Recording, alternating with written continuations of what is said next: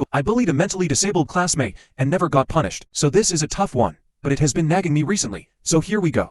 In my elementary and middle school years, I had a classmate, Caleb, name changed, with some sort of serious intellectual disability. This is not just an assumption, obviously. I don't know his diagnosis, but he was part of a special needs group our school had, which mostly worked separately but joined the rest of the class for certain periods. I know that in 8th grade he had trouble spelling words like street and doing arithmetic. For whatever reason, in 5th grade, I developed a strong dislike of Caleb and would feel very resentful and mean just looking at him. I was a straight A student, and I think I probably considered him far below me. Really, I was a big stuck-up brat around this time, period, and this wasn't the only way it manifested. I would hiss names in his ear, pinch him or shove him into the wall in the hallway. He grew really afraid of me at one point, but I am guessing that he never told anyone, since I never got in trouble. This went on for a couple months. Eventually, I lost interest, left him alone, and kind of forgot about the whole thing. The reality check came in 8th grade.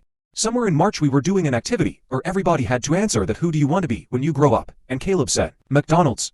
I felt like I was punched in the guts. I myself had recently found my dream career and was day and night building plans and working really hard, unprompted, to achieve them, and such lack of hope for anything brighter was awful to see. I was in a state of complete mental shock for a couple of days after.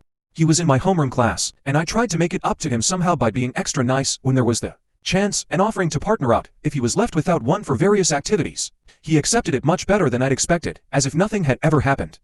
And I simply couldn't make myself bring it up and properly apologize. By the end of the year he would sometimes even come up to me and start talking about some small things that happened to him.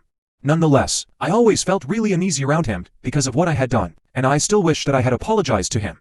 I moved to a different country that summer and haven't seen him since. I still sometimes wonder if I was maybe seeing what I wanted to see. I hope he wasn't severely affected by this in the long term and is doing well.